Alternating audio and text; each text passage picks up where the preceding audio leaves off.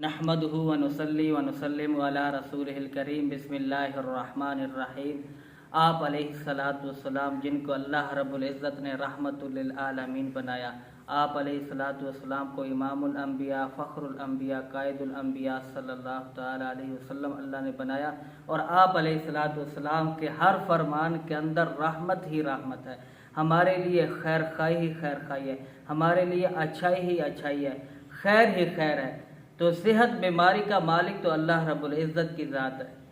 اللہ رب العزت صحت بھی دے سکتا ہے، بیماری بھی دے سکتا ہے، بیماری دے کر جو ہے پھر صحت بھی دے سکتا ہے۔ اللہ رب العزت اس پر قادر ہے۔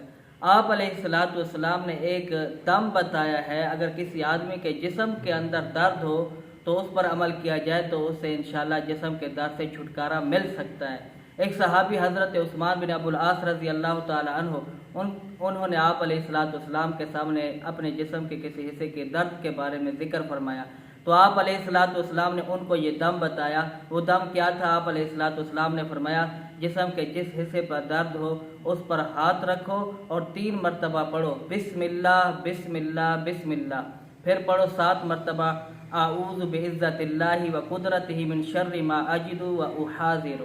یہ دوبارہ آپ کے سامنے ذکر کر دیتا ہوں کہ جس جگہ پر درد ہو وہاں پر ہاتھ رکھنا ہے اور 3 مرتبہ پڑھنا ہے بسم اللہ بسم اللہ بسم اللہ، اور پھر 7 مرتبہ پڑھنا ہے اعوذ بعزت اللہ و قدرتہ من شر ما اجد و احاذر، اعوذ بعزت اللہ و قدرتہ من شر ما اجد و احاذر۔